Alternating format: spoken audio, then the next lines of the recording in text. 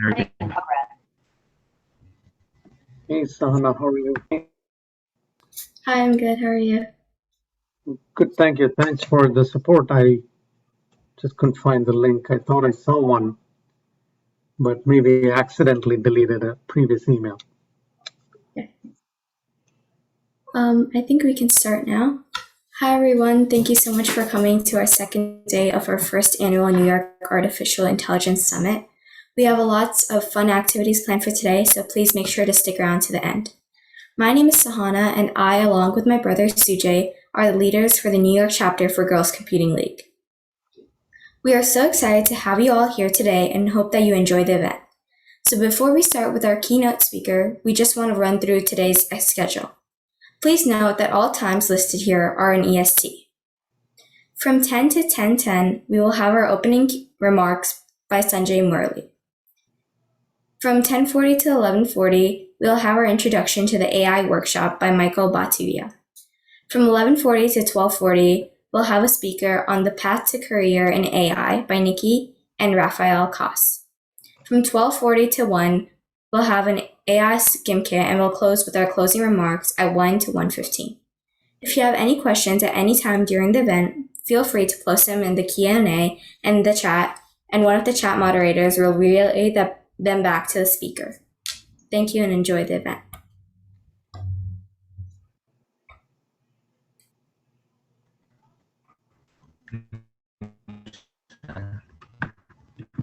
It's a great pleasure to introduce our first speaker for today, Mr. Sanjay Murli. Sanjay Murli has worked on a project that started to help stroke patients with movement disorders. It took him 9 years for the efforts of the project to reach patients. The project has now become a company called Jogo Health, a Johnson & Johnson J-Labs company. Besides stroke, Jogo helps patients recover from neuromuscular disorders, chronic pain, and incontinence. Please help me welcome Sanjay Murli, founder and CEO at Jogo Health. Thank you, Sujay, and thank you, Sahana, for setting this up, and welcome to everybody. Congratulations on organizing events like this. I think it's fantastic that you guys are doing this at school during your great school years. So this is just amazing to see, and it's such an honor to be with you on this lovely Labor Day weekend. Hope my audio is coming okay. I'm just gonna. Can I share my screen? Yeah, you can. Is it working? It says it's not enabled yet. Okay, 1 minute. You can try now.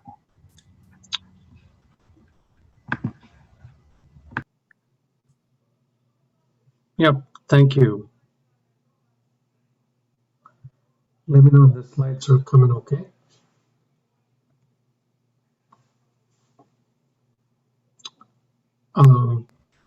So just give me a thumbs up if you can see the slides. We can see it. Great. Okay. So thanks once again, and so I'm the founder CEO of Jogo and Jogo Health, and we're a Johnson & Johnson J-Labs company located here in Bridgewater, New Jersey. And once again, thank you so much for setting this up. It's a pleasure to meet all of you through this medium. And so before I launch into what Jogo is all about and what our journey has been, I want to share a few lessons from my journey. And to do that, I'll just take you through a little bit of history of healthcare. And healthcare has been around since human beings have existed. And so one of the earlier known forms of organized healthcare was around 500 BC in ancient Greece.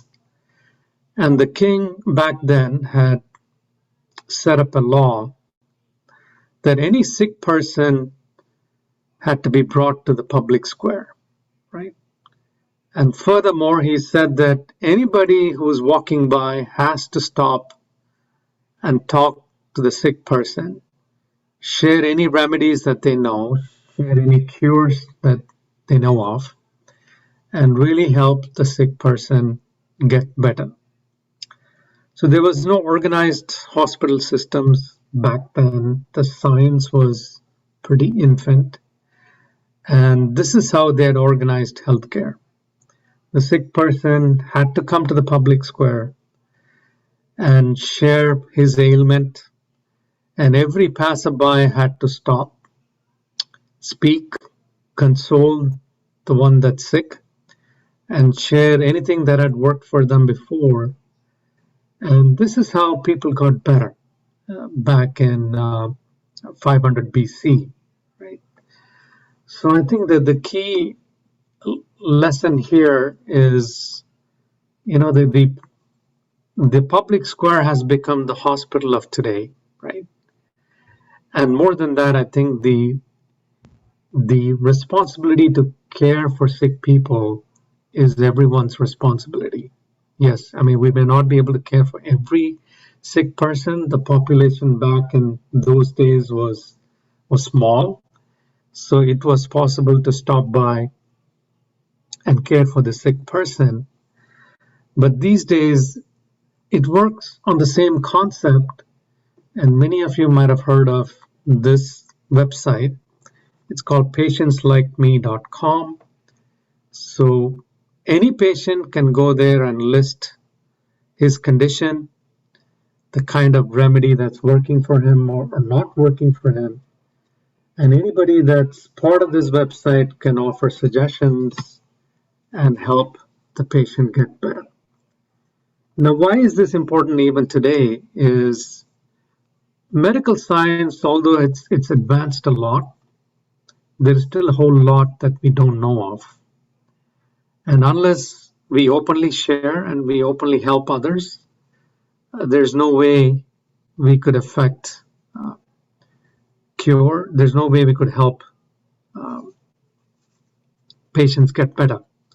So if you have a chance to look at this website, it's a fascinating effort. It started over 20 years ago, and it's now part of United Healthcare.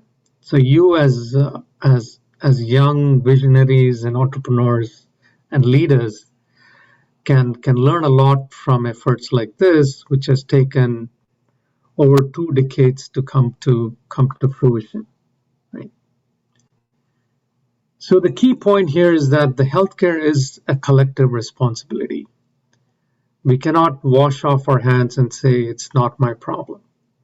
And I think COVID has taught this lesson to us once more, that we're only safe if everyone else is safe, right?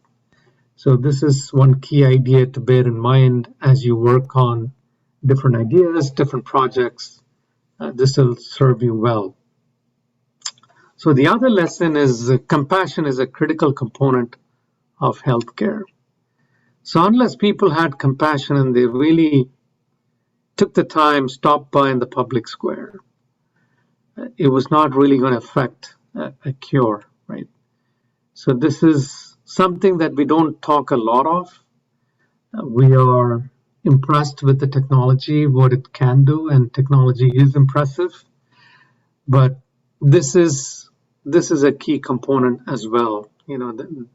The healthcare has to be delivered with compassion for it to be really, really successful, right? And I come to the next component here, and just to set this up, let's suppose that you lived in 1900, right, at the beginning of the last century, and you had strep throat infection, and you go to see a doctor. So back in the day, 1900, the methods of diagnosis, the methods of treatment were pretty rudimentary. They were not as advanced as today. So the doctor would try one formulation. If that medicine didn't work, he would give another medicine. and he would keep changing the medicine till it works, right? So by one analysis, the cost of the treatment back then in 1900 would be close to $3,000 of today's money, right? So that's how expensive it would have been in 1900. So fast forward to 2021, somebody has a strep throat infection. The nurse in your doctor's office can diagnose it very quickly, find out that it is indeed strep throat infection, and he or she can call in the pharmacy, get you a prescription of antibiotics, and for $70 you should be done, right? You should get better in a week or 4 days, and that's the cost of the entire diagnosis and treatment. So that's the advance medical science has made over decades and decades. And you can see it's reduced the cost from $3,000 in 1900 to $70 today. In other words, strep throat infection is not a big hit to someone's pocket, right? It's the cost of care has come down dramatically. Now, this kind of advancement, this kind of innovation has not taken place in every little piece of healthcare. Hospital stays are very expensive. Emergency care is extremely expensive. And those costs have been creeping up and up and up, right? So healthcare costs are rising faster than the rate of inflation. So just to put it in simple terms, if you're making $1 and the inflation is 5%, you're only really making 95 cents, because at the end of the day, the $1 you earn is really worth 95 cents. Now, that's one measure of how inflation is impacting your earnings, right? Now, add to it the cost of healthcare. If that's rising faster than the rate of inflation, that's going to eat into your earnings, or it's going to make your earnings look much less than what they are. So if the healthcare cost is raising at like 7%, let's say, then you're really looking at 5% inflation, 7% of healthcare costs increase, and it's going to reduce your effective earnings less than 95 cents for every dollar that you earn, right? So this is not a good thing. We need to have a control on the cost of healthcare. So this is another idea you want to keep in mind. And the next idea I would share is, how should a new technology be? What are the characteristics? What makes a piece of technology, what makes a piece of invention really, really successful? So I'll take you back to 1816. There was an internist by name Dr. René Laennec in Paris, France. And he was trying to figure out how to listen to the heartbeat of the patient. It was not always easy. Sometimes he would put his ear on the patient's chest and listen to the heartbeats. Now, he had learned acoustics, and he figured out that if you just roll a piece of paper and place it on the patient's chest, then just the nature of the cylindrical surface of the rolled paper, really amplifies the sounds a little bit and makes it much more easier to hear the heartbeats, right? So that was the germ of the idea that Dr. René Laennec had. And he was also good at making flutes from pieces of wood, right? So he took this idea and converted a piece of wood, made it hollow, And then he would place this hollow cylindrical wooden tube that you see on the slide. He would place it on the patient's chest and then listen to the heartbeats. Right? So this is the very first stethoscope known to mankind. And he would carry it in his pocket. Sometimes he would tuck it into his belt. And this was a simple, easy to use invention that really changed how doctors learned about the condition of the patient. It was a very, very useful diagnostic tool, right? And so the same wooden stethoscope has taken on this form that you see on the lower right side of the slide. And this is the most ubiquitous piece of equipment that you would see in any healthcare facility. It doesn't require a whole lot of training. Of course, medical students learn how to use it. So a nurse will use it, a therapist would use it, of course, a doctor would use it. It's very, very portable. It doesn't have a whole lot of bells and whistles, doesn't have a whole lot of buttons. It's simple to carry and it's simple to use, right? And this is how healthcare technology should be. So any new technology in healthcare has to be very, very simple and very easy to use. If it's going to take humongous amount of training and humongous amount of costs, and that's going to be an impediment to a quick adoption of the technology and a quick adoption in the healthcare setting. So have this in the back of the mind, right? So next lesson or the next idea I'll share with you, this is a real story.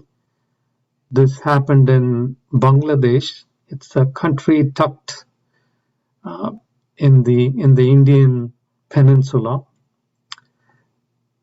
So back in the 80s, it had a very, very bad cholera epidemic, right? So cholera is caused by a bacteria, and it spreads mainly through contaminated water. And the symptoms are, fever, diarrhea, and, projectile vomiting, right? So this bacteria affects the intestines, and the whole body feels like it's squeezed out of water, right? So there is rapid loss of fluid. Through science that the body is 60% water, right? So if there is a drastic and a rapid loss of fluids, then that leads to electrolyte imbalance, and that leads to death very, very quickly, right? So this is what Bangladesh was facing. The disease was spreading rapidly, much like COVID of today in the early days of COVID. And so scientists had come up with one remedy that was simple and easy to use. Take 1 glass of water, 1 teaspoon of sugar, few little pinches of salt. And they found out that it restores electrolytes and drastically cuts down the mortality rate, right? So Bangladesh had a very large percentage of population that didn't have radio or TV. And bear in mind, this was 1980, right? There was nothing like cell phones back then, right? And although they launched a print campaign, it was a good portion of the population was illiterate, and they didn't have time to look and read and understand, know what's going on. So what they did was do door-to-door campaign. So they hired tens and thousands of volunteers that went village by village and taught every mother or every householder how to make this solution, right? And so it was very, very successful. Once a critical mass of the population learned how to do this, then they started teaching their friends, they started teaching their relatives. And so this really started propagating from person to person.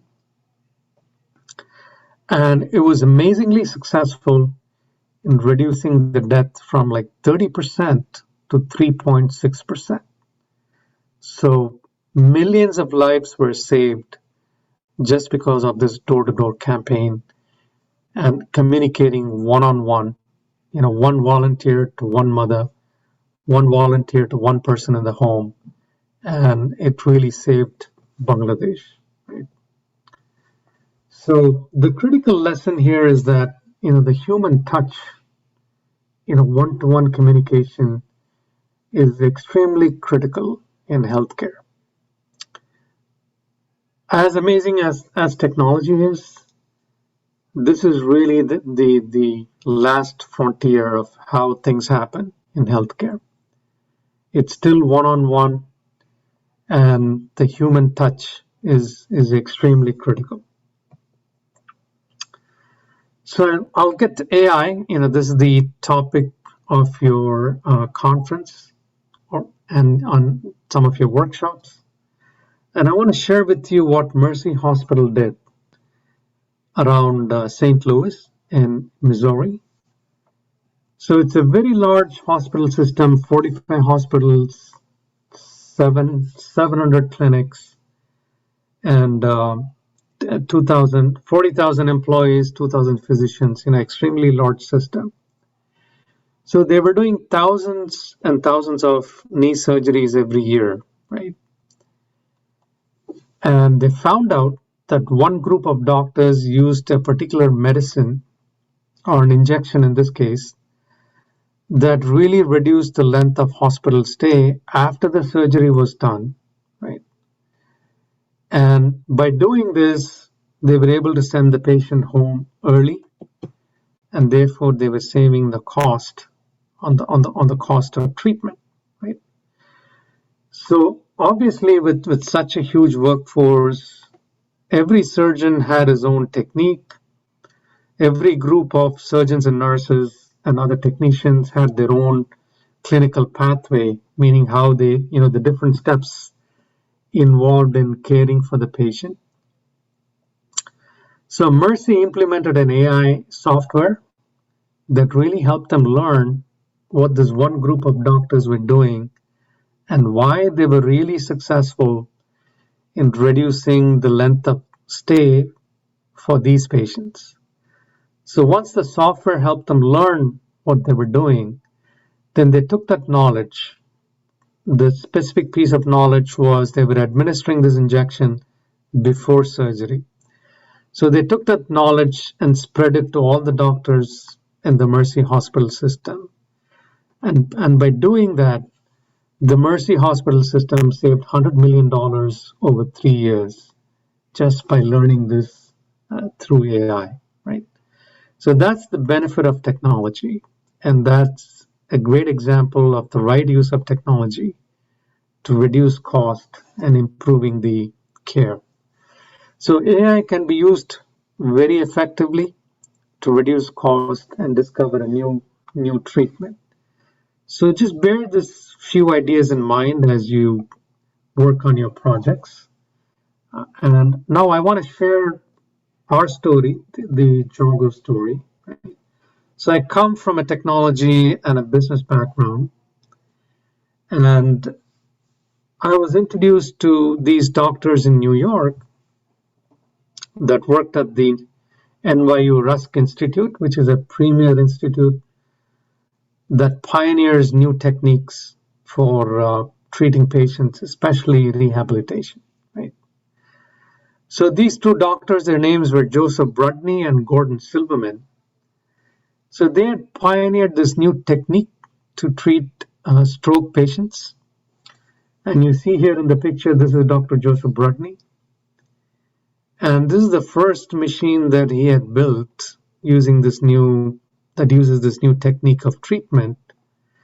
And this is a massive machine. It had to be brought in a trolley. It took about 20 to 30 minutes to set it up on a patient. And while the treatment was amazing, And while they were amazing doctors, they didn't know how to take it to market, how to innovate on the product. They were amazing scientists and clinicians, but they were not the product people, right? So IBM had actually built this first version of these machines, right? So in recognition of their pioneering work, we decided to name the company after them. So the JO in Jogo comes from Joseph, and the GO in Jogo comes from Gordon. So together we pronounce it as Jogo. So it's really a tribute to these two doctors who worked for about 20 years of research that went into this to create what Jogo has become today. Right? So essentially, we took this big machine and put it in a small box, and I'll explain more of that, how we have made it and why it's so easy to use now and how it's changing patients' lives. So I got very interested after I met these doctors, and I asked to meet their patients. So I was introduced to one of their patients in Homedale, New Jersey, and she had stroke at the age of 40. And you know that with stroke, one side of the body gets paralyzed completely, and they're not able to use their hand or leg for moving or for doing anything around the home or at work, etc. So she traveled to New York twice a week to meet these doctors, get the treatment, and no insurance would cover this. So she spent, there's a typo here, so this is actually $35,000 per year for 7 years, right? So by the time she was done with treatment, she was nearly bankrupt, right? She had used all her savings, and so what she told me was, if there was a device that she could have used at home, and if there was a service near her home, then she would have saved on the commute time to New York and all the expenses involved with it. So here, I found a problem that needed to be solved that nobody was solving. And really, I took this on as a project, and the project has now become a company that's helping hundreds of patients every single day. So essentially, if you look at it from a perspective of innovation, we took a big machine that sort of looks like this and shrunk it to a small size so that the cost is low and it's simpler and easier to set up and use. Right? So this is how our technology and the device looks today. And basically, how this works is, let's take an example of a stroke patient, right? So there's a hemorrhage in the brain, and because of which, let's assume this is a neuron cell here, and there's a neuron over here, and the pathway for them to communicate is disrupted, right? So the manifestation of this disruption is the hand cannot move, or the leg cannot move, or the speech is absent. Right? The patient can understand but cannot communicate in words. Right? So let's suppose this area is responsible for movement, this area is responsible for control. If they don't communicate, then the limbs are paralyzed. Right? So what we're doing is we're measuring the signal from the surface of the muscle and displaying it as a graph. And this information is fed to the brain through the eyes, right? So because of the disruption, the signals are not going from the muscle back to the brain. Actually, in reality, the signal does go, but because of this damage, it's not getting processed. So when we send the same information through the eyes to the same part of the brain, the brain is able to cognitively understand that the movement has caused these spikes in the graph. And now we train the patient to control the graph instead of worrying about the muscle, right? So by doing this, the neurons organize themselves to process this new feedback. So it builds another path to communicate, right? So you see these two alternate paths that bypass the damaged part, right? So this is what happens when they use our technology, right? And once this becomes established, it takes about 2 to 3 months to get this established. Then the patient regains control over their muscle. They're able to move their hand or leg and what have you. So this is basically how the technology works. We've done a number of clinical studies, presented it at a number of clinical forums, and producing peer-reviewed evidence is very critical in anything that's being used clinically. And FDA came up with a new pathway to approve devices and technology like ours. They call it prescription digital therapeutics. So in essence, they're saying, if you show us the evidence, if you show us how we are treating, then we'll allow doctors to prescribe. You've been to doctors, you get a prescription, and then you go to the drugstore and get it filled. So in similar way, they can write a prescription for a digital therapeutic. And we as Jogo would fulfill that prescription by delivering the device and the therapy, right? So that's pretty much how it works. I'm gonna stop for a moment so that you can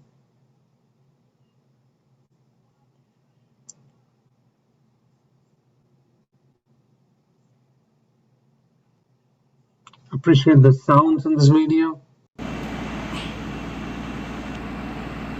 So I'll pause this for a moment. So this is a patient that had a road traffic accident. The right side of his face was completely disfigured, and plastic surgeons did an amazing job in reconstructing his face. He went through 7 surgeries, and you can see that he has a lot of scars from the road traffic accident. And what had happened is he had fractured his scapular bone, which is right here, right? The fracture healed, but after the fracture healed, he was not able to use his right arm, right? So we needed to teach the brain how to use these muscles once again, because after 7-8 months of being in intensive care and other surgeries, the brain had gotten used to not using these muscles, right? And so we had to rehabilitate his entire shoulder joint. And here we've used Jogo right here on this muscle, which is called deltoid. So we're picking up the signal, displaying it, and you can see that he's working with these graphs, learning how to use his muscles once again. You can see his movements are not smooth. Quite a struggle for him to lift up his arm. Here you'll see that he's bringing it up, putting it on the desk. And appreciate how clearly his movements are.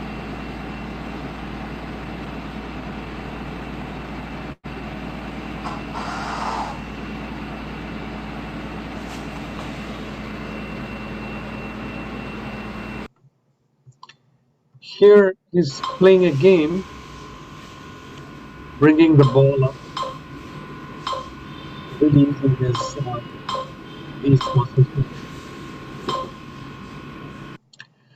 So this patient had a business. He was making this glassware for chemistry labs, and essentially he was not able to work, right?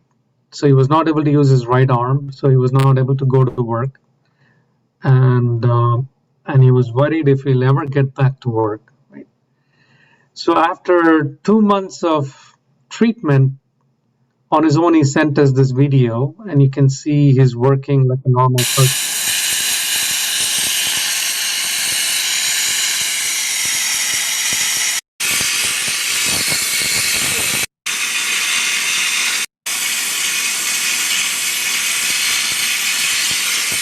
his right hand is pretty normal. Measuring with caliper.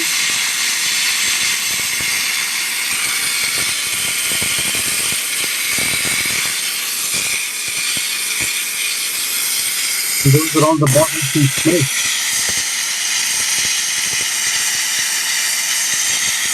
So somebody not able to use his right hand now is like fully functional.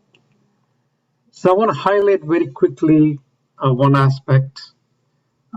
We had to treat this patient for free. He was not able to pay for his care. And the data that we got from this patient's care, we submitted it to Johnson & Johnson, and they were very impressed with what we had done. And, they selected us to be part of their JLabs, which is the innovation wing of Johnson & Johnson. So this is where, I feel you got to be compassionate. You cannot deny care. Come again?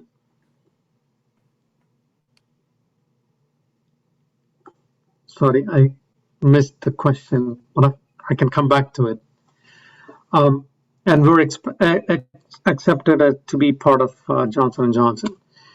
And we're working with Harvard, finishing up some clinical trials, ditto at Dana-Farber Cancer Institute, and we're kicking off another clinical study at the University of Toronto. So gathering evidence is important.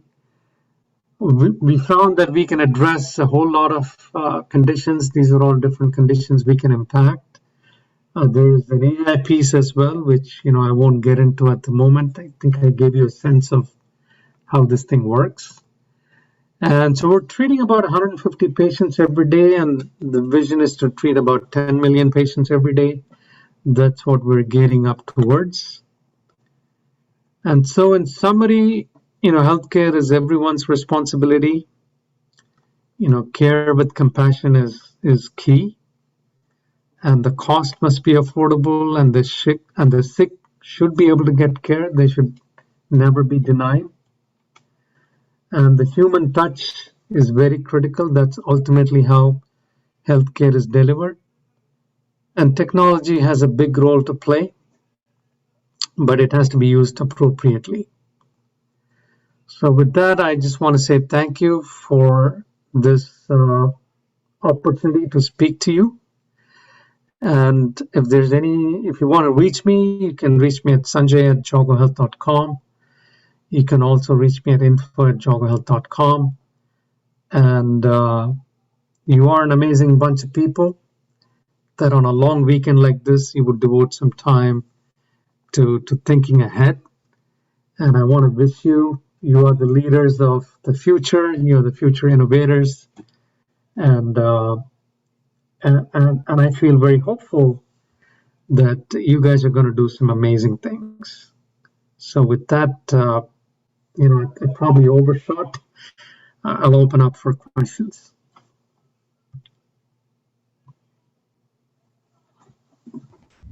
Thank you, Dr. Murli. So we have some questions for you.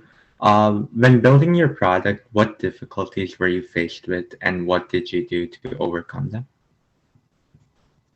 Yeah, that's a great question. I think the greatest challenge is the naysayers, right? There'll be many people that would say, no, it can't be done. It's going to take too long to get it done. It's going to be too expensive to get it done. And so that's the biggest challenge, is to be disciplined with what you're doing and be committed to what you're doing. And success will come. It'll take time. Nothing in healthcare is easy. It takes decades to make something happen. The mRNA vaccines that we hear a lot about these days took about 20, 30 years to bring it to market. So that's the kind of time it takes. And science, especially medical science, builds on building blocks of innovation. And, thanks to the tools you have today, you have access to a wide body of knowledge, you have access to a wide body of tools. So it's a matter of time to apply all those, bring them all together to solve some of the big problems we're facing today. Yeah, that's completely true. We have a question from one of our attendees. Is the US way beyond from other nations when it comes to healthcare treatments and technologies? And if it is, could other nations match up to the healthcare standards of the United States? Yes, absolutely. I think the healthcare in the US is amazing, but I think the delivery systems and the insurance infrastructure needs a lot of work. Right? I think in that respect, we can learn from other countries that have solved this. And in terms of creating technologies, other countries can learn from the US. I think US is very good at creating technologies and methodologies. I feel that's a great strength to the US. Yeah. Okay, yeah. Another question we have is, what advice do you have for any aspiring entrepreneurs or executives in our audience today? Oh, it's a great question. So start early. I think if you find a problem that's worth solving, just go at it and don't give up. Right. So stay in school, finish your college, but you can start working on some problems from now on. And once you finish college, you can devote yourself to these problems full time. I think being in college gives you the network, gives you the tools, gives you the framework how to solve problems. So I think all that is great. But what they don't teach you in college is how to dedicate yourself, how to be disciplined about it. Right? So I think you can learn that from other entrepreneurs. I would suggest meet with entrepreneurs on a frequent basis. I think forums like this are great opportunities for you guys to learn from entrepreneurs. So learn from their stories, because every story is unique. But I think a common thread you would find is, being committed, facing amazing odds and sticking to it, right? So it takes a long time to solve big problems, but these problems are worth solving. Yeah, that's completely true. Thank you, Dr. Murli. Thank you for your time. Well, thank you so much for having me. So I'm not a doctor, by the way. I didn't go to med school. So I kind of learned this on my own. So you don't have to be a doctor to solve healthcare problems. You just need to be passionate about it and apply what you know to solve a problem. So if you look at the healthcare, people involved in healthcare, doctors are a small percentage. So we have a lot more nurses than we have doctors. We have a lot more therapists than we have doctors.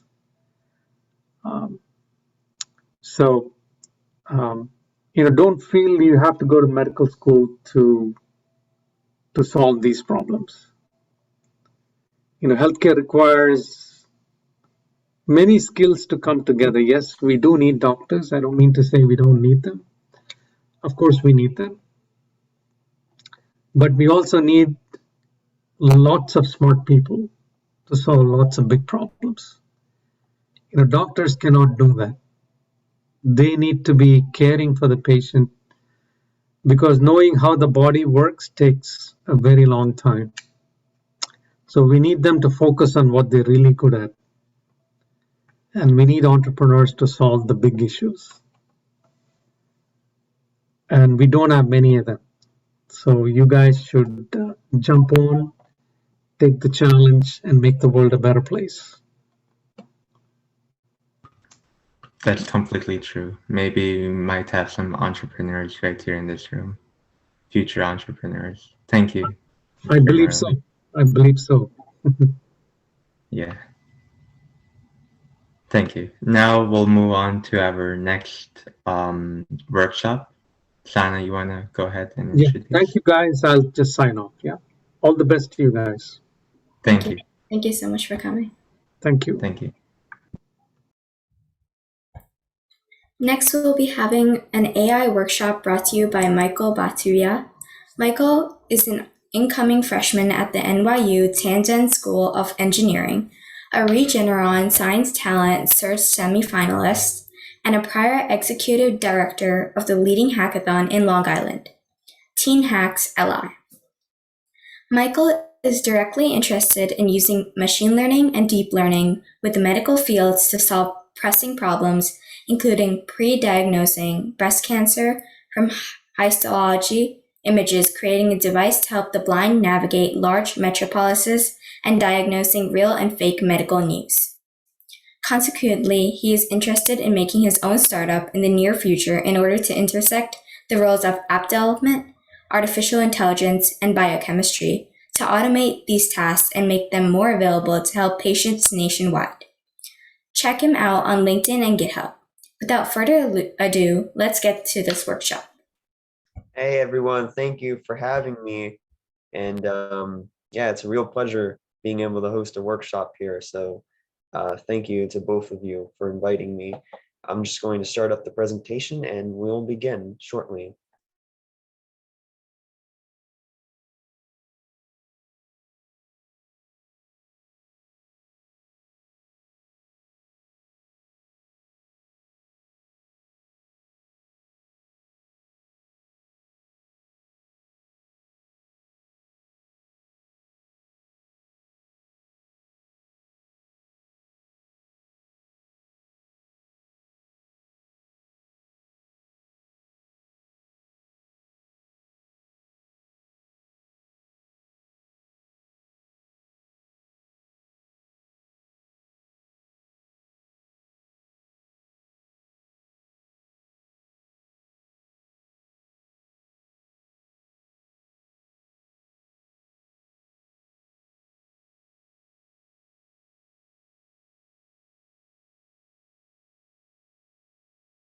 All right, is my screen visible to you all? Yes, we can see it. Excellent, all right. All right, so welcome to my workshop. This is the key insights of using deep learning to analyze healthcare data. As Sahana introduced, I'm Michael Batavia, and yeah, you got this cool deep learning kind of background going on. So yeah, let's just get started. So the first thing you might be asking is, who am I, and you know, why am I at the Brooklyn Bridge presenting this to you, this workshop to you? Well, as Sahana just said, Michael Batavia, freshman at NYU Tandon School of Engineering. My specialty is doing research projects with machine learning. I've done several projects with machine learning and deep learning. I've won awards for it. For those who don't know, the Regeneron Science Talent Search is a pretty prestigious competition that is held annually for high school seniors. And after working on a project devoted to detecting whether breast cancer lymph nodes were benign or malignant, I managed to become a semifinalist. I was also the 2020 Congressional App Challenge winner in District New York 14, which is a app challenge that Congress runs each year. And I used artificial intelligence in a part of that project. And I've also done full-on data analysis. Data analysis is a part of machine learning. It's often done as a lot of pre-processing steps that are quite important. And I've done a whole analysis on avocado prices. So you'll be safe to say you're in safe hands when you hear me talking about machine learning and deep learning. And yeah, I'm going to teach you the best data analysis tools to deal with real world complicated healthcare. So are you guys excited? Because we're going to get started. All right, so the first thing we're going to be starting off with is asking the question, what are we looking for?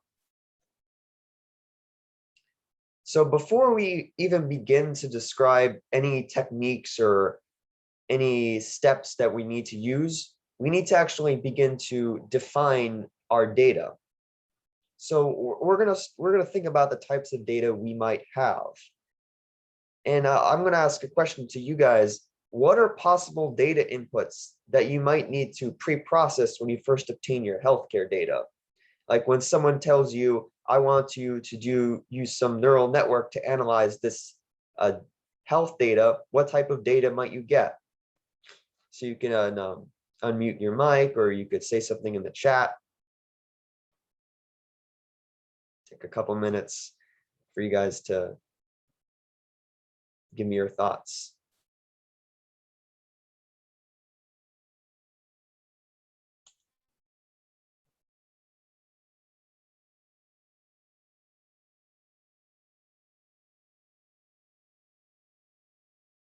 So we have some answers in the chat. We have pictures and videos, remove private data, data on previous surgeries or treatments, MRI scans. Yeah, those all are very good answers, especially pictures and videos. Those are going to be very important because, you know, if you're looking at a cancer cell, you're going to want an image of it. And, you know, that's often what you get, healthcare data. Removing private data, that could be useful to some degree, especially data on previous surgeries and treatments. That's a very good answer. Because usually the data on previous surgeries and treatments often affects the current. So for example, if you have COVID-19 and you know, it's known that you have high blood pressure and you've had diabetes before, that could be a sign of like more ill symptoms to come with COVID-19, because it's shown scientifically that diabetes could lead to COVID-19, but don't trust me on that. I'm not a doctor. And MRI scans is also a very good answer. So nice job to all of you who answered. And exactly, that's the type of data that we need to know. We kind of need to know what we're handling before we even begin to handle it.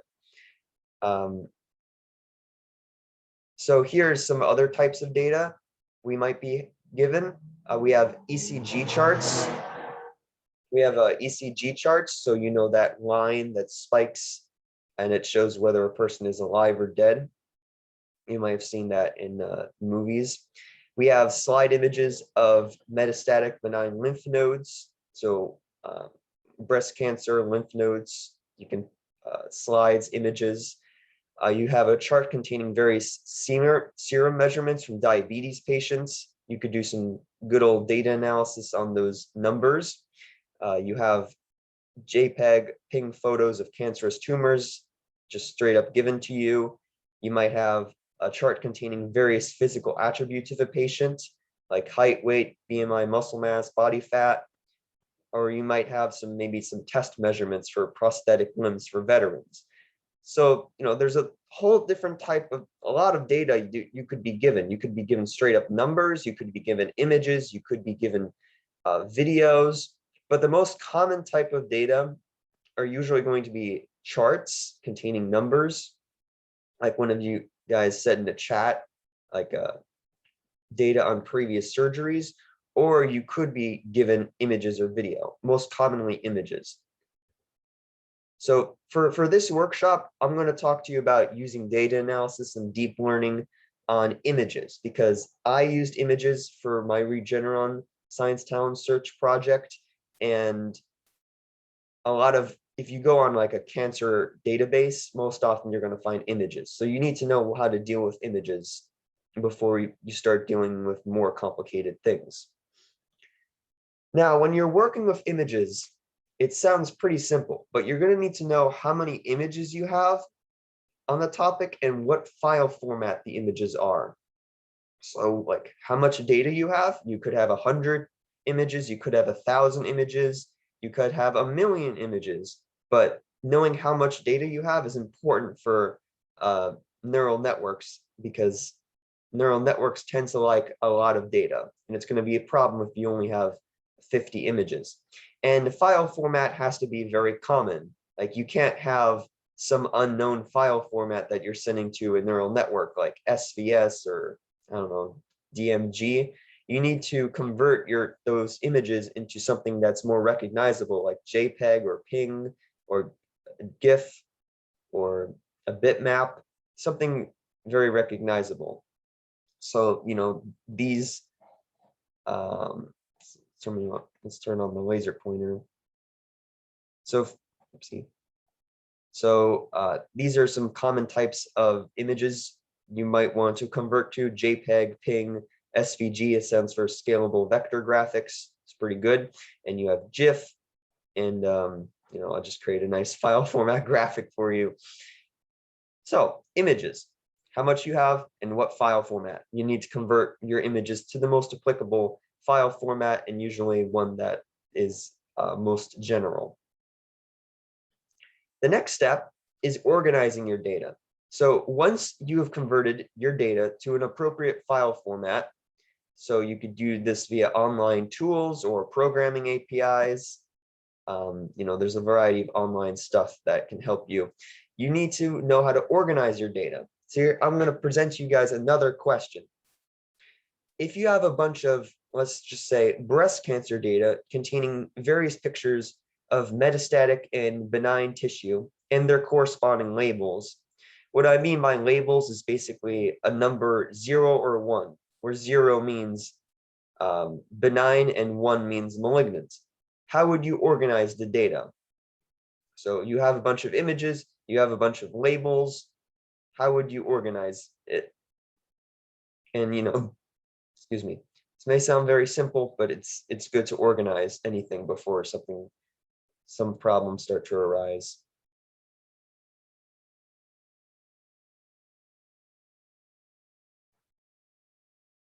So just keep the answers going in the chat.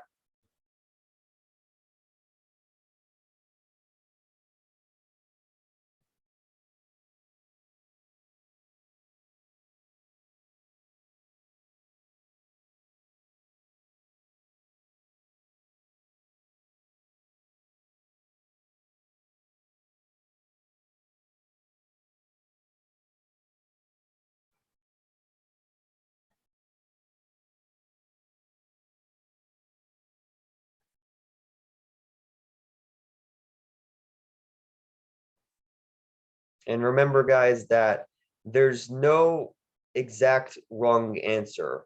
It's not like you get punished if your answer is completely wrong.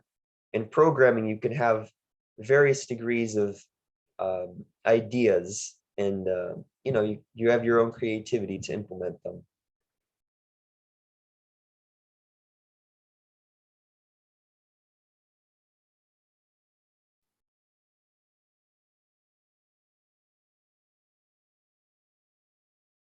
All right, I'm going to just look in the chat. So Smiley, I believe, you can correct me if I'm saying that name wrong. That's actually a pretty good idea, making different folders and compiling them. I've seen a lot of analysis on healthcare data, make different folders and put the different, like, benign in one folder, malignant in another folder. So you already know, benign, which photos are benign tumors and which photos are malignant tumors. So that's a very good technique. You might see that around in some tutorials. And yeah, I think Arav also got the same point, organizing the data in groups. Another alternative thing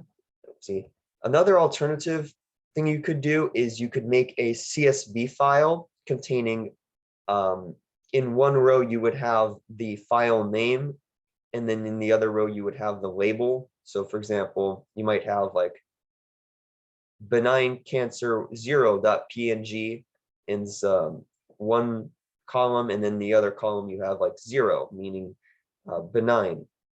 But also those techniques that you guys said, those are also very common. Now, you may have already organized that data, which is very good. Organizing the data is really great, and separating it into benign and malignant categories. But it's also very good to visualize your data. You might know what you're working with. So I might know I'm working with a ECG chart reading, or I'm dealing with images of lymph nodes. But do I really know what I'm looking at? That's the question. That's why it's important to visualize the data. So here you have a image from a research paper containing, I believe, some analysis of tumors. So you have H&E, which usually refers to like tumor slides, scans. So you need to know, like, now I kind of know what I'm looking at with tumor cells. And here's another example of some data you might be working with. This one is plotted. So the researcher did a pretty nice job understanding the data and creating some graphs to signal what the data represents. So you could visualize your data just by straight up looking at it, or you could create graphs to represent the data. It's up to you. I would recommend just looking at the data first before you do anything complicated with it. All right. Now, we organize the data. We also understand what the data represents. So we know what the lymph nodes look like. We've separated the lymph nodes into benign and malignant categories. But now we need to let the program know what we're doing. We need to actually start our data analysis. And we do this by loading in the data. And you could do this in a desired programming language. Most commonly, it's done in Python, but I've also seen books do it in Java. And here are some tips. Feel free to write this down. So if you use that CSV file idea I said, where you have one column the file name and the other column the label, you could use imaging libraries like PIL, which stands for, I think, Python Imaging Library, to convert the file name into the actual image, like read the file name from the directory and get an image back, and just replace the file name with the image. So that way you have a one-to-one mapping between the image and its label.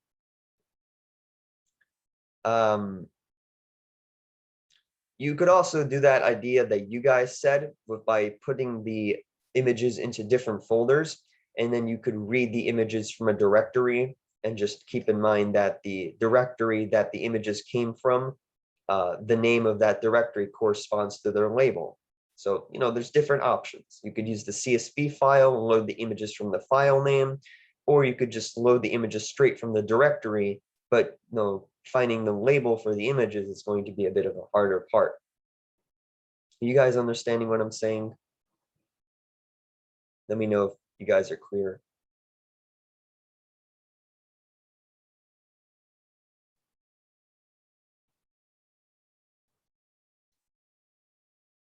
All right.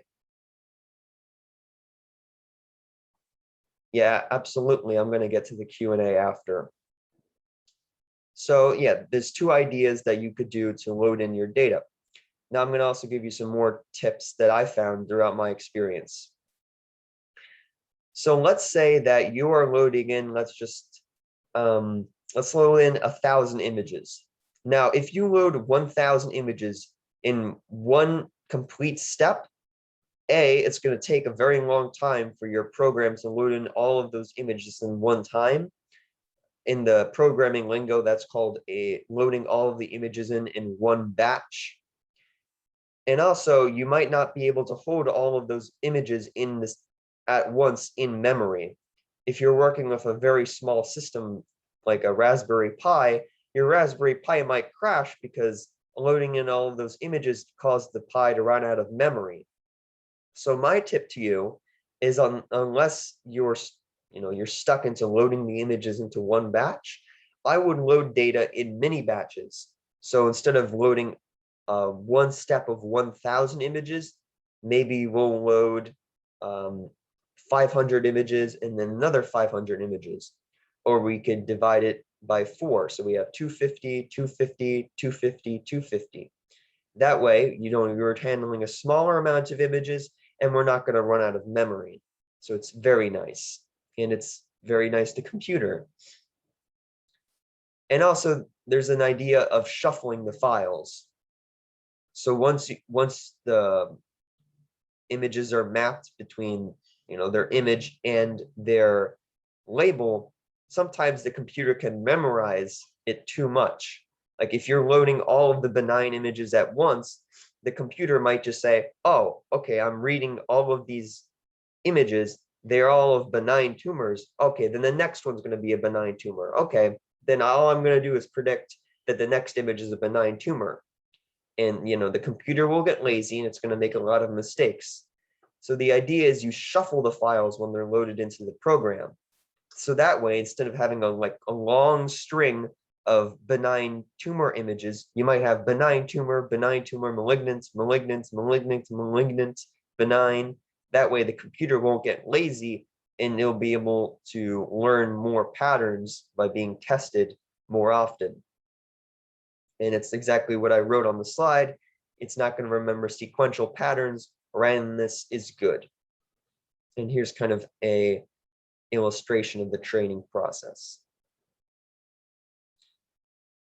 Now, once you've done that and loaded in your data, you have images loaded in to your program, and you have those labels, the most common thing you'll need to do is convert those images into multi-dimensional arrays. Now, you might be saying, oh my God, that's a big word, multi-dimensional arrays. I don't even know. I can't even handle 2 dimensions. I hate geometry. I can't deal with multi-dimensional arrays. Well, it's going to be okay. I'll explain that in the next slide. And it's going to be kind of simple. So what we call a picture can also be described as an intensity array. And here's how I'm going to explain this. So you guys know about the format RGB, which stands for red, green, blue. Red, green, blue refers to channels within an image. And a channel is just basically like, a copy of your image, a width and a length, such as like this image of a face. And each pixel, which is like each little square on this image, has a pixel value between 0 and 255. And for each channel, for each pixel, you get a number between 0 and 255. 0 meaning black and 255 meaning white. Now, in this case, with the color channels, 255 means like as much, let's just say red as you can, and 0 means like as little red as you can. And when you overlap all of the channels, like, if I overlap this row of images right here with 253 red, 14 green, and 165 blue, 253 red means as much red as possible, 14 green means don't put as much green, and 165 blue means put a lot of blue. You add that together, you get this first pixel in the image to the top left. And because an image is made up of these 3 channels with each of these pixel measurements, we can exploit that and use that to our advantage, because machine learning likes numbers, and we need to use numbers for our neural networks. And we'll get to that in a second. I may have ordered this wrong. Yeah, we'll get to that in a second. Now, I think this might be the last question I asked you guys, because we might be running out of time. But if you guys could respond to this really quickly, and just keep in mind the multi-dimensional array idea. If you have a collection of images, let's just continue with this breast cancer example, containing magnified benign and malignant tumors. This one's for throat cancer. What inherent problem would you find in the data? So imagine you are given a bunch of data with a bunch of images of benign and malignant tumors, and you're asked to use a neural network to detect which images are benign.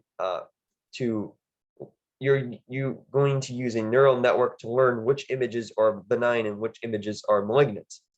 What problem would you find?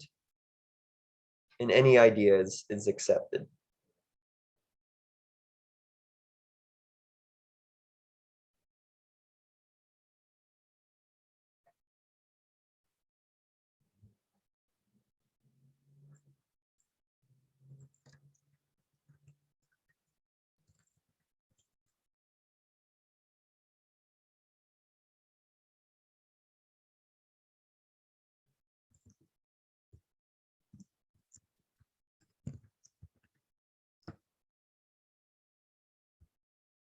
So any idea out there about what problem would you find in this data? And think about how often you would find, like, in this data, how often you would find someone with cancer. Is it often? Not very often?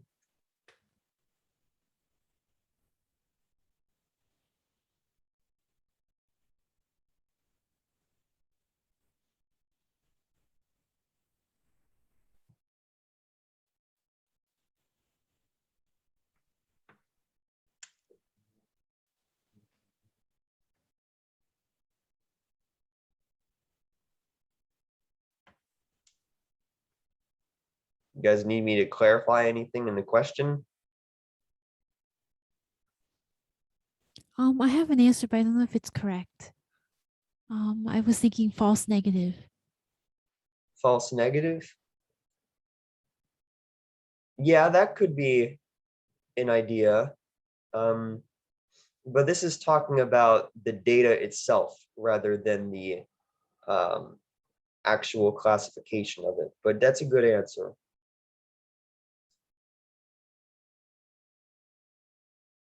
All right.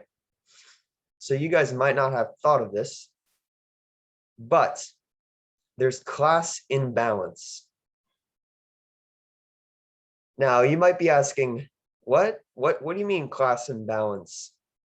Well, think about, like, going to a hospital. How often, like,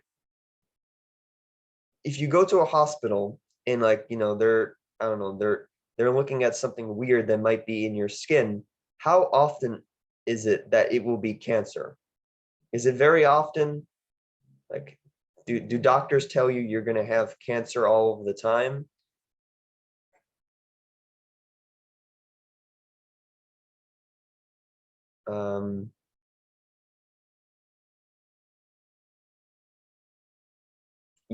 Yeah, it's not that common. The doctor is going to tell you in a hospital you have cancer. Often it's going to be, oh, we saw you had a cancer, but we caught it early, so it's not going to affect anything. That would be kind of a benign tumor. And when you're trying to detect cancer in a neural network, the problem is that in your data, there's often going to be an imbalance of benign tumors to malignant tumors. There's going to be a lot of images that contain, like, we caught the cancer early, rather than, oh no, you actually have cancer, you have X days to live. This is the idea in machine learning and data analysis called class imbalance, because there is more benign tumors in the data than malignant tumors.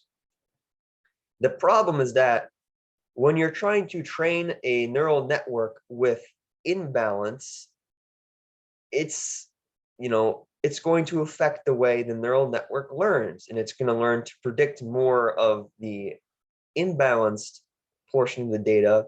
Like, it's going to learn more about benign tumors than it's going to learn about malignant tumors.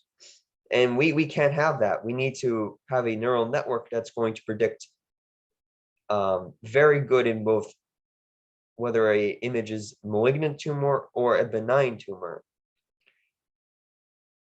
So the natural question we ask ourselves is, how do we correct this? how do we correct this imbalance in our data, which we can't really change? So we can use the idea called a class weight. Now, in machine learning, usually when the neural network makes a mistake, it's going to penalize itself. So like, oh man, I detected that this image of a tumor was benign, but it was actually malignant. Oh no, it gives itself a penalization or a cost. However, with this idea of a class weight, we can actually tell the neural network to penalize itself more when it makes a mistake on the smaller class. So, if the neural network is trying to predict a malignant tumor, but instead predicts that the malignant tumor is benign, the neural network will instead give itself a greater penalization, say, oh no, we need to correct this immediately. This needs to be changed. The inner workings of the model have to be changed a bit so we don't make this mistake again. So that's the idea of a class weight. And thank you guys for all the questions. I'll be coming to that at the end of the talk. Now, fortunately, there's a formula to create a class weight and to find how much penalty we're going to give the neural network. And that's with this formula right here. I'm going to send you these slides after the presentation, but I think this formula is very good to remember or just keep in mind. And that is W equals N over 2N, capital N over 2N.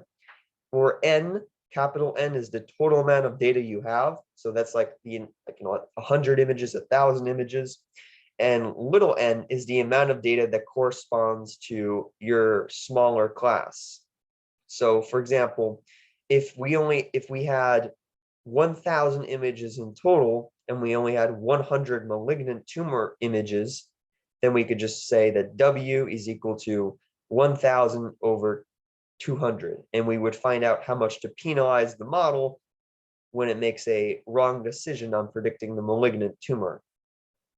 And all you have to do with this class weight W is just give it to the machine learning model and associate that with the smaller class. So we just tell it, hey, this class weight goes to malignant tumors because we have less of it. And here are some depictions of class imbalance. So you could see this kind of corresponds to cancer. There's a lot more negative diagnoses of cancer than positive. So here's a direct class imbalance. You could plot this on a bar chart, or you could plot this on a pie chart. There's a 97% of class 0 and only 3% of class 1. We can't have that. So class imbalance. Thus, we use class weights.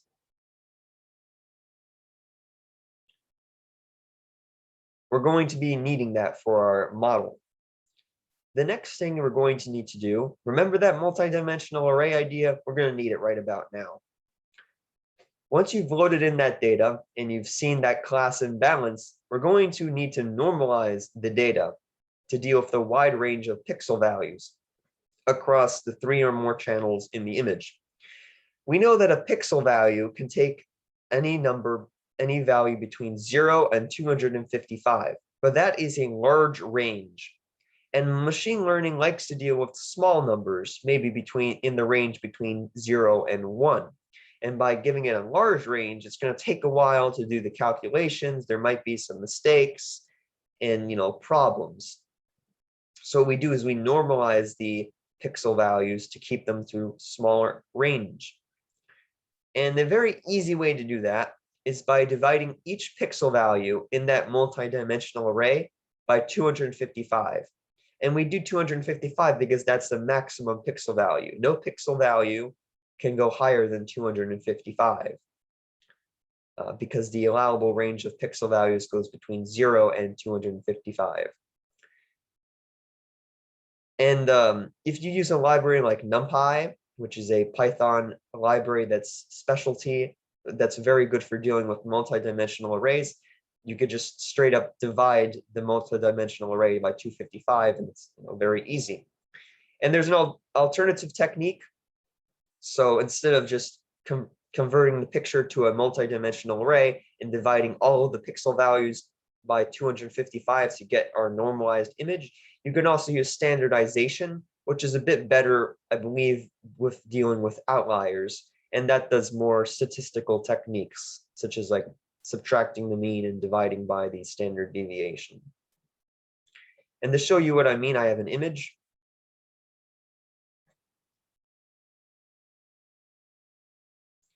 So here is this image. You can see in before normalization, the range of pixel values is between 1 and 5.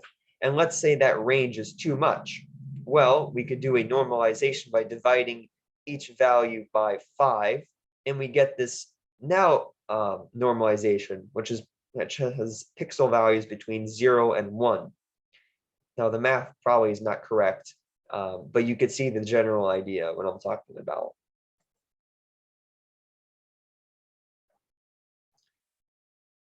Do we have any questions so far pertaining to any of, like, do we have any things we need to address before we move on, guys? Directly about the presentation.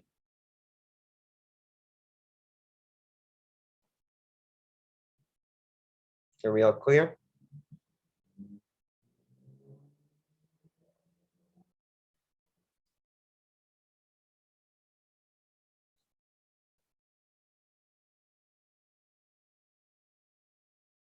And Gaurav, I'll get to your questions, which are a little bit out of the scope of the presentation a little later.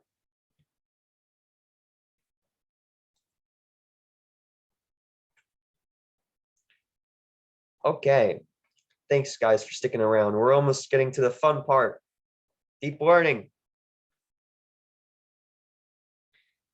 This is a cool trick you can do.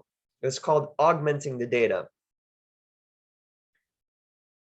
Now, the idea of augmenting the data is, let's say that in real life, when someone is trying to test your deep learning model, and by giving it your model its own, like let's say that you are trying to test my deep learning model, and you're going to snap some pictures. So let's say I have a deep learning model that will detect a dog versus a cat. Now, I trained my model using this picture of a dog, the input image. But let's say that you're mischievous and you turn the picture upside down, and you still want me to detect whether this upside down image of a dog is a dog or a cat. Well, that's a problem because my neural network has not been trained on upside down images. And they might make a mistake and just say that an upside down dog is a cat. We can't have that. But this has been handled already, thanks to the glory of machine learning scientists. There's a thing called an image data generator, and it will just take already existing images and apply small transformations of them. So we have this input image, and what an image data generator will do is it will do different transformations. So we can, some transformations we can do is rotate the image 90 degrees, clockwise or counterclockwise. We could flip an image vertically or horizontally. We can translate an image vertically or horizontally, increase the brightness or contrast. We could shear or zoom in. You can see all these augmented images. They're all of this same picture of a dog eating Chinese food. I don't know. And, this one on the bottom right, I think it's been flipped horizontally. And I think this one at the top left, that one might have been sheared. And it's very good because it helps the machine learning model detect slight irregularities in the data, and also detects all of those mischievous people trying to trick your machine learning model. They failed again. So that's augmenting your data. Now, this question is for those who may have experience with neural networks already. And if you do, excellent. But for those who don't, it's completely fine. But for those who do, what type of neural network is best for dealing with images? So like of breast cancer tumors or, throat cancer tumors. And if you're very keen, what type of inner components would you put in this neural network? So I'll give you guys maybe 1 or 2 minutes.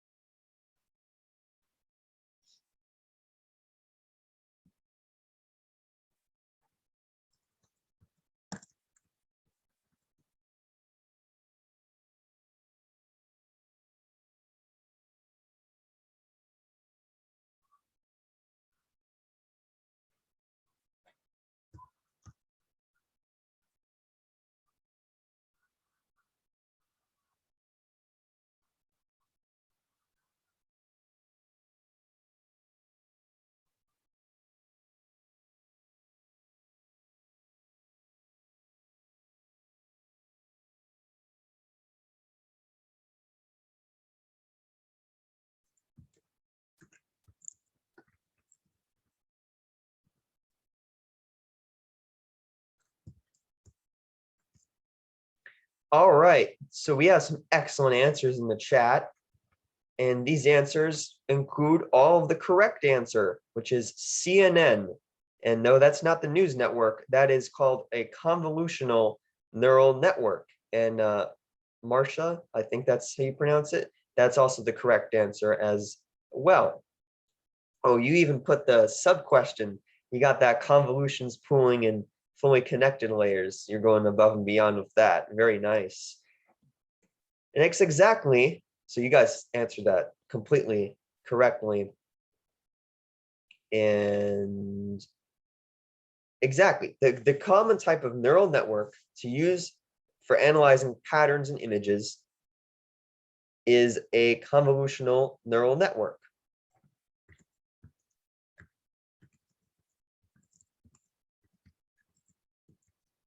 Is a convolutional neural network. And for those who are not that familiar with what a convolutional neural network is, it's a specific type of neural network that is able to analyze both small and large patterns in images.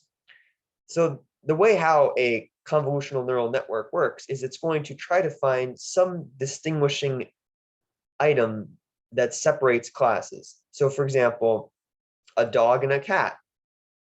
A dog has, I don't know, flappier ears than the cat.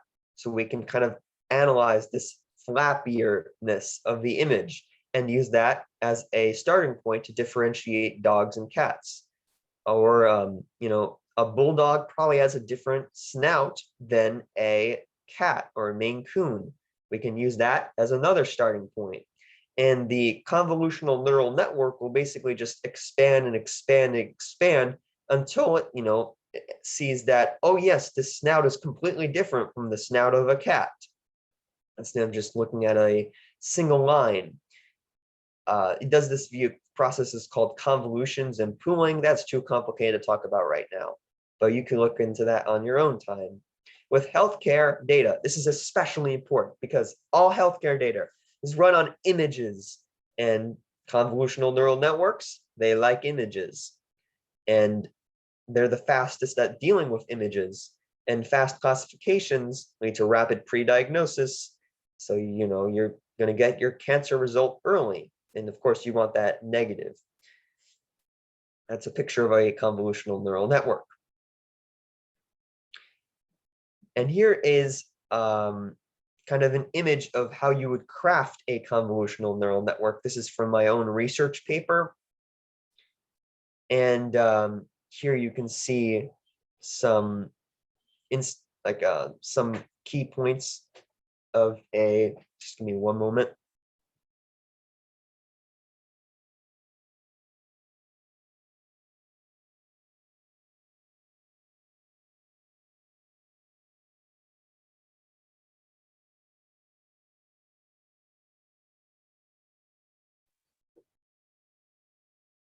Apologize for that delay. You can see some key distinguishing factors for a convolutional neural network. You have conv2D, basically our convolutional layer. You have our activation layer, which is ReLU, a version of that called leaky ReLU. I'll get to that. And you have your pooling, and all the others is just flavoring on stuff.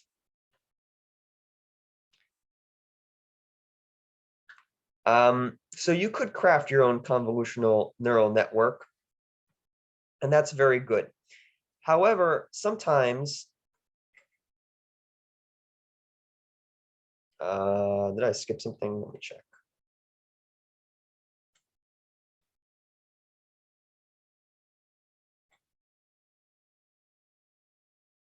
All right, we'll talk about this right now then.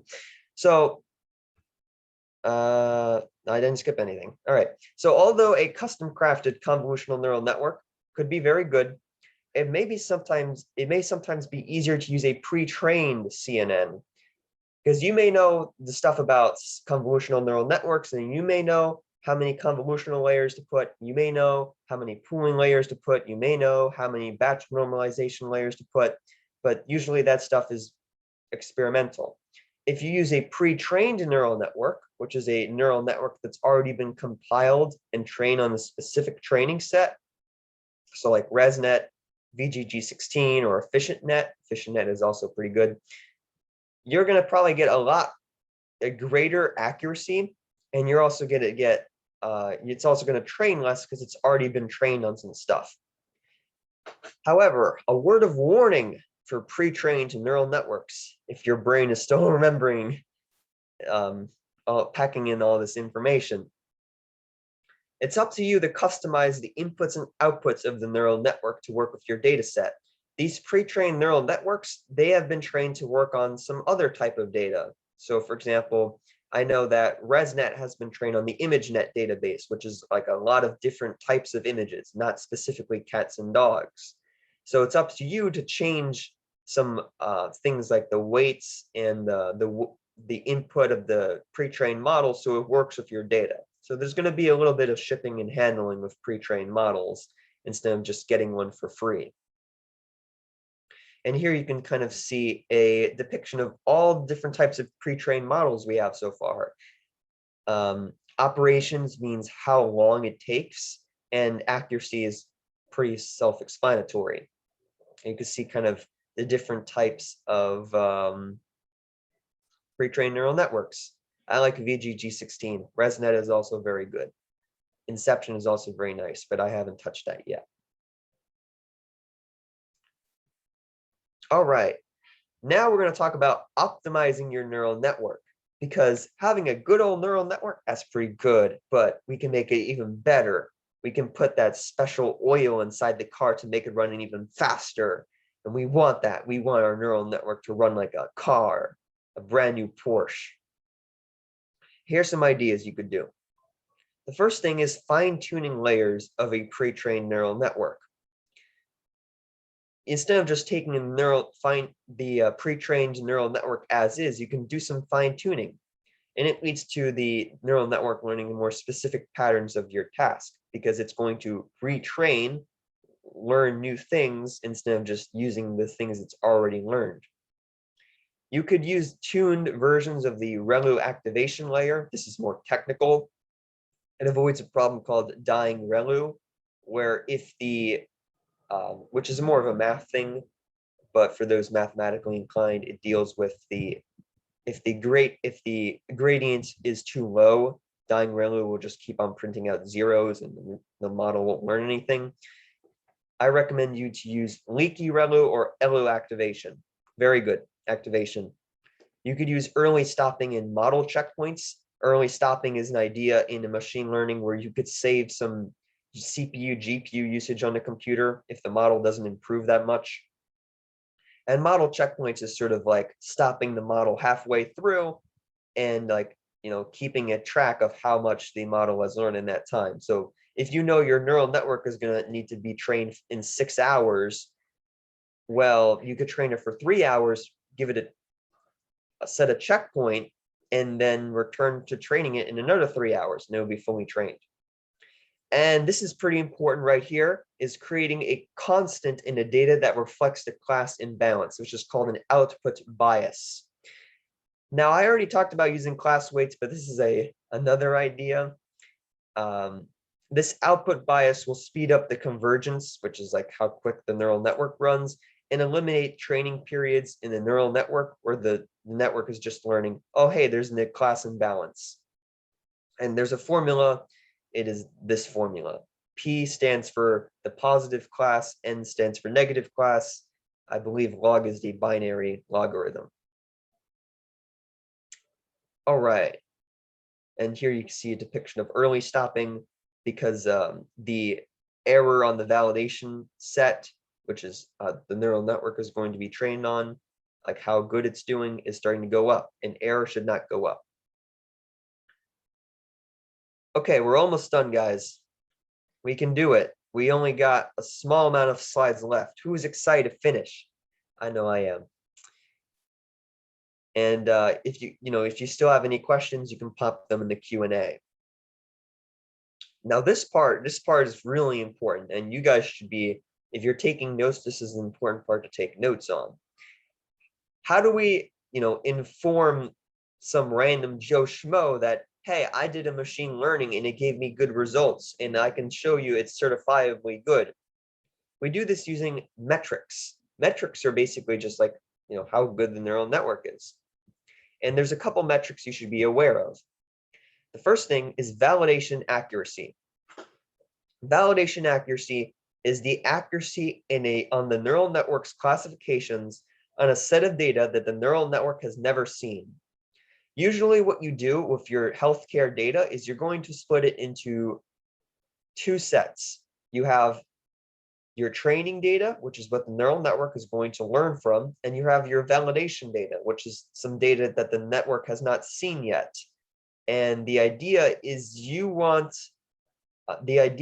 that the validation data is going to reflect the true nature of how good your neural network is. And by definition, validation accuracy is how accurate the neural network is. And it's good because it kind of generalizes a bit out of its training data. And the most common thing you're going to probably report is validation accuracy. There's also precision. This one's less used, but that's basically how the metric that measures how much of the classifications made of one class are correct. So, if you have 50% cancer diagnosis precision, that means that when the model predicts a cancer cell's malignance, it's correct 50% of the time. There's recall, which measures how much of the actual class was identified by the model. So 11% cancer diagnosis recall means that the network can correctly identify 11% of all malignant tumors in the data. It's pretty horrible. I don't know what else it predicts. And there's AROC. These two, validation accuracy and AUROC, most important things you're going to need to know. And AUROC stands for the area under the receiving operating characteristic curve. I just call it the area under the ROC. And that's a measure of how well your neural network can effectively distinguish between two classes. So can a neural network effectively distinguish between benign tumors and malignant tumors? Well, you answer that by finding the area under the ROC curve. And you can actually plot this ROC curve, and the better your classifier, the more it's going to say to the top left. And in addition to stating that my neural network has 98% validation accuracy, you could also show graphs, because who doesn't like graphs? Every scientist loves graphs. You could easily do this with graphing libraries like Matplotlib, Seaborn, and Bokeh. I like using Matplotlib and Seaborn. And some common choices of plotting the data so scientists can eat with their eyes, as a plot of your neural network's training and validation accuracy, a plot of the neural network's training and validation loss, a plot of the neural network's architecture, and possible visualizations of your data, and showing, oh, what did my neural network predict and what was the actual label? So you could show how your neural network performs on a specific data point. And let's take a look at some few examples. So this image is from the famous LeanNet paper published by Yann LeCun. Yann LeCun is a very famous scientist at NYU. He created this architecture. He's kind of, I think, one of the originators of the convolutional neural network, and he created a structure called LeanNet. And in order to show all of those scientists, hey, look at my architecture, he put it in his paper. So this is a figure of the neural network architecture, which is a CNN, contains your convolutions, your pooling, subsampling means pooling, and you have your dense layers called fully connected layers. And this is a result from my own research paper. Can anyone tell me? I mean, it's a simple bar graph, but can anyone tell me what this bar graph may represent?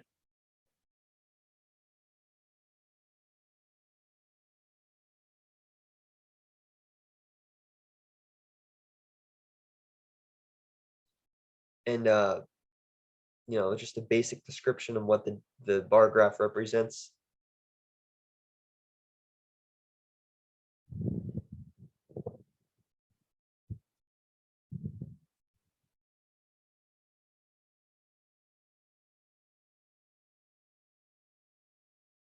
We have some answers in the chat. Yeah, so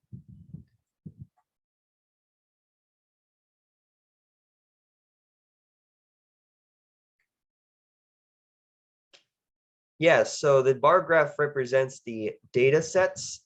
So as Gaurav said and Marcia said, you have the specific data sets. We have a cancer imaging archive, TCIA, and you have another data set called Patch Camoyon. And basically, these data sets have different magnifications of cancer. So one of it has 20 times magnification on the cancer tumor cells, and the other has 40 times magnification. And I was trying to detect whether this magnification had any effect. And you can see the accuracy, and it turns out, I believe that greater magnification, this pink one was 40 times, had a better accuracy of prediction than the TCIA, which is like 20 times magnification. You also have to keep in mind the error bars. If the error bar is oversect, you got to do some t-tests to make sure that the result is statistically significant. So statistics is still here. You can't ignore statistics. And yeah, now I did all of this without mentioning any type of code. I mentioned libraries, but I didn't talk about any type of code. So if you're interested in seeing how I was able to create a research paper using a custom crafted CNN, no, stop moving, on detecting real world breast cancer tumor images with lymph nodes, I have a collab notebook. It's just on my GitHub. I can, I think, paste that for you in the chat a little later. And it makes use of a lot more advanced techniques, but everything I said here still applies there. And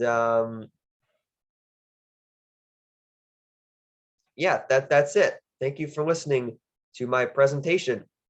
I hope you guys enjoyed it, and I had a lot of fun making it. And now I will answer your questions. And yeah, that's my website. I'll pop that in the chat if you guys want to take a look at what else I've done.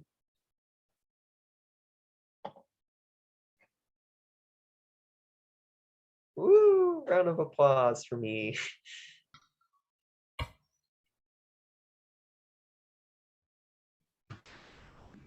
That was great, Michael. Thank you for that presentation.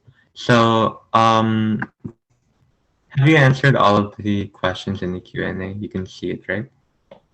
I think you've answered pretty much all of them. I think there's some I still have the answer I haven't gotten to yet. Okay. Would you please, be able to answer it? Yeah, just hold on a second. My computer's a bit slow right now.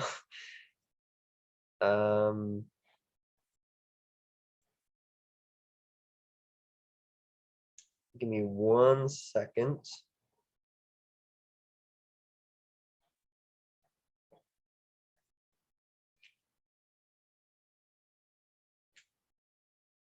All right, so Jake, could you be able to read me a question? Because my Zoom window is frozen right now. Sure. So Marcia asked, does a patch have higher accuracy than a TCIA? Yeah, so yeah, that was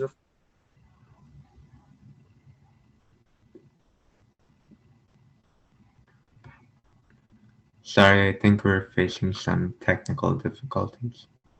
Michael, we can't hear you. I think you're frozen.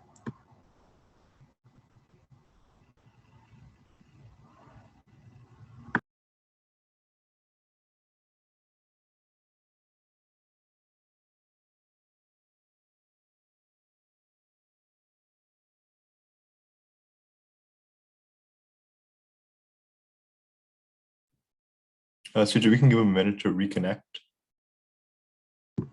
Yeah, sure. Okay.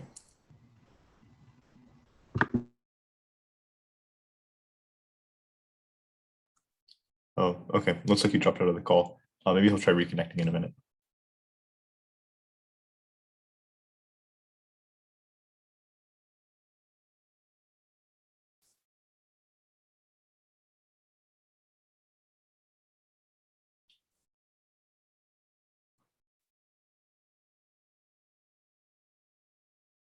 Okay. Yeah. We can move on to the GIM kit now, and if Michael reconnects him, he can answer the questions.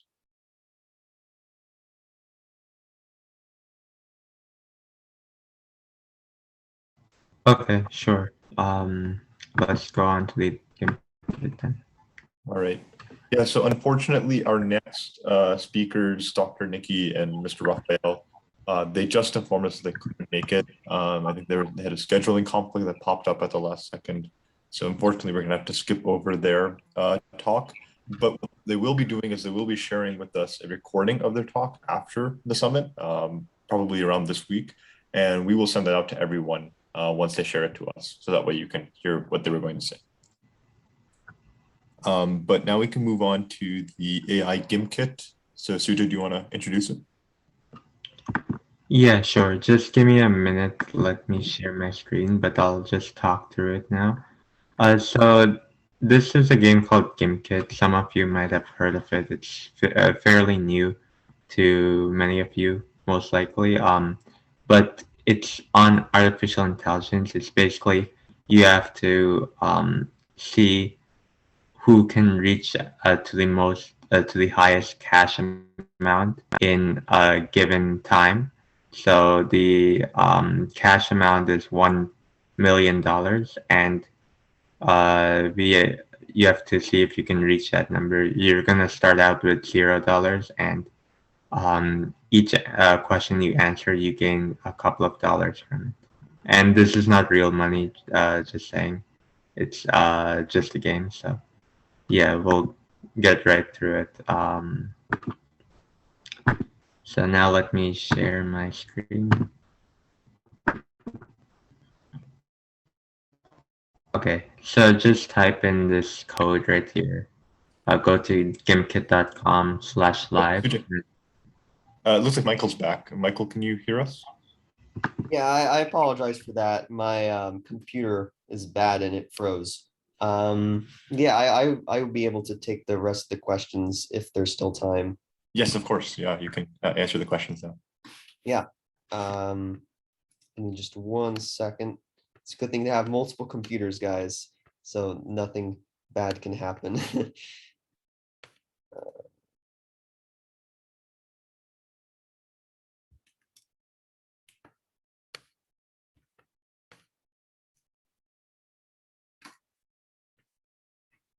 Yeah, just give me 1 moment and I'll be able to get right back on. But I'll start with, could you guys read me some of the questions? Because all of the questions got erased when I rebooted. Sure, 1 minute. So did you answer this question by Marcia? Does patch have a higher accuracy than Yeah, T? I answered that. Yeah, I think that's because of the 40 times magnification in the patch chameleon data set compared to the magnification in the 20 times magnification in the TCIM data set. So the difference in magnification, which is another source, helped for that to the accuracy to be better in that data set. So it's all about different things you're testing. Yeah, that's true. So we have a question from Gaurav. Maybe you might have answered this. Which is the best software when it comes to loading data? The best, Software. I use Python a lot. Usually Pandas works really well for CSV files, and also PIL, the Python imaging library, also works quite well.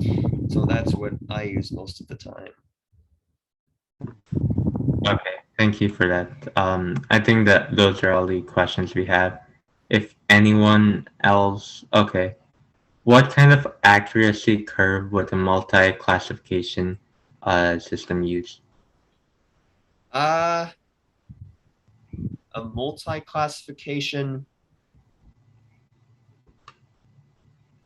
Well, I believe accuracy is still used.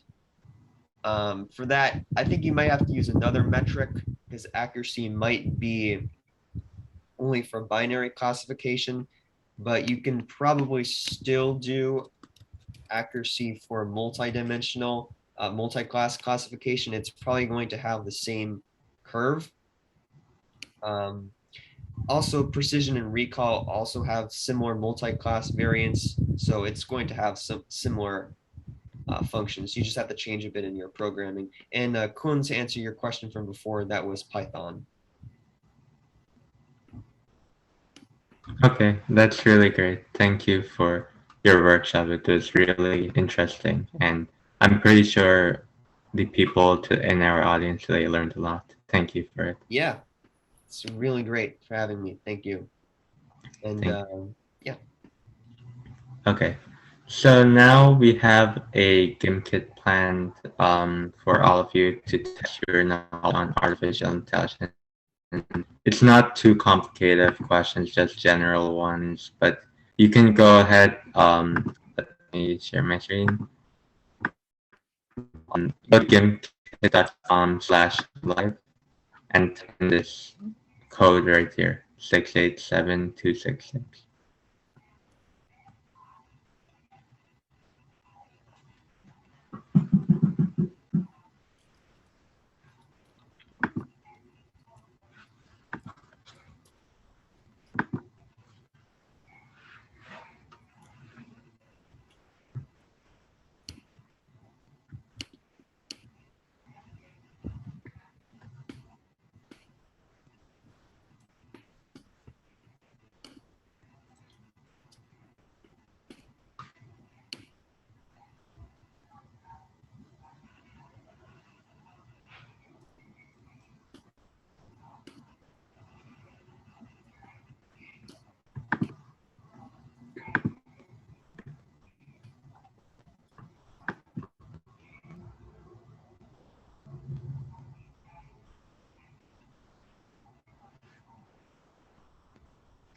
And I see Michael has also put in his GitHub and his presentation slides in the chat. So if you want to check it out,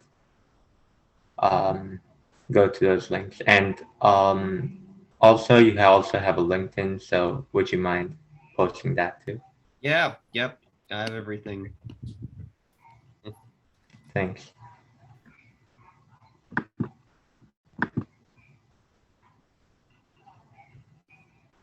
Okay, so I think we can get started. Let's go.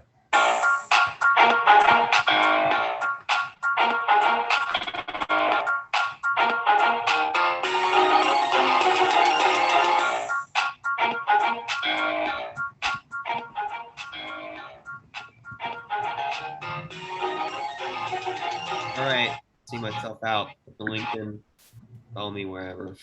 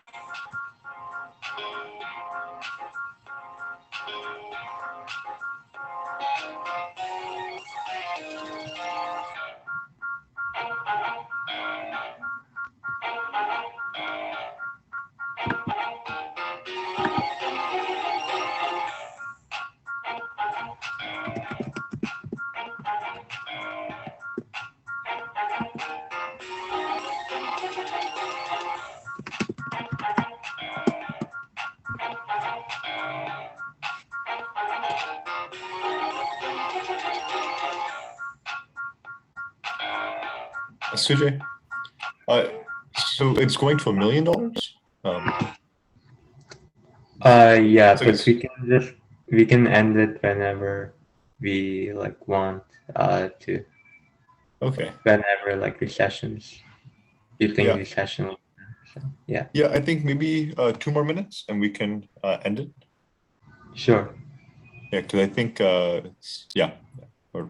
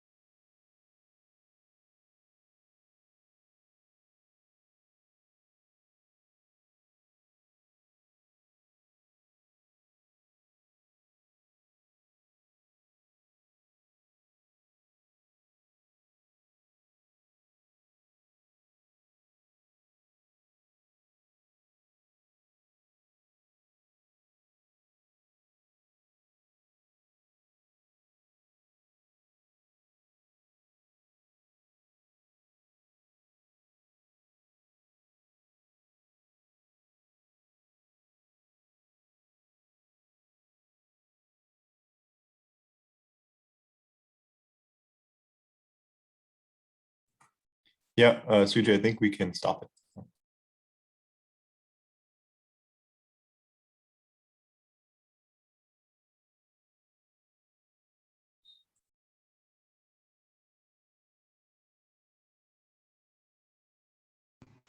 Okay, great job, Arch, for getting first place, and great job to Gaurav, Player, and Avi for getting second, third, and fourth place, respectively.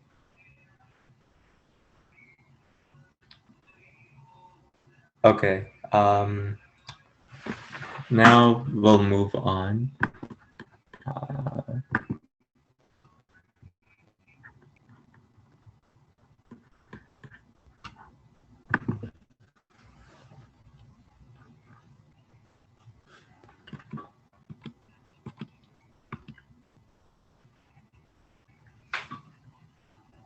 okay, Sana, you want to take care?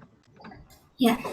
We're now going to move on to our closing remarks. As mentioned yesterday, we have opened the Ideathon submission form. The Ideathon is a competition where you submit your pitch for a novel application of AI in the field of healthcare. This can be in the form of either a short 3 to 5 pitch video or an abstract. Either way, your project will be judged across 5 categories: impact, feasibility, innovation, ambition, and presentation. There is no entrance fee, and the winning projects will receive cash prizes. First place will get $500, second place will get $300, and third place will get $200.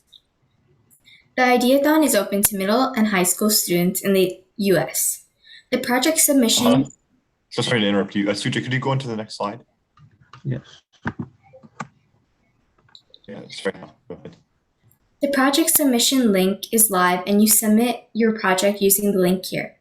You will have until September 23rd to submit your pitch, and we will be announcing the winners on September 30th.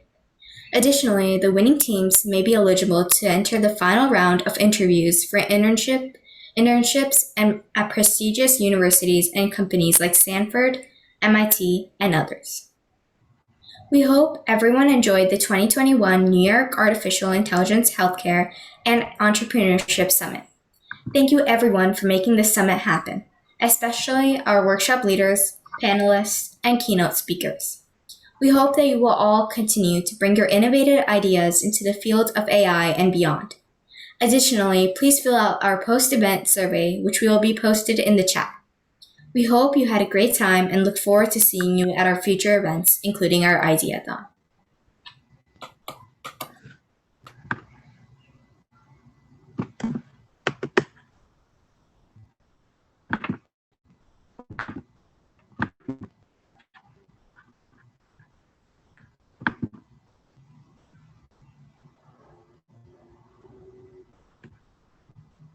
Thank you, everyone.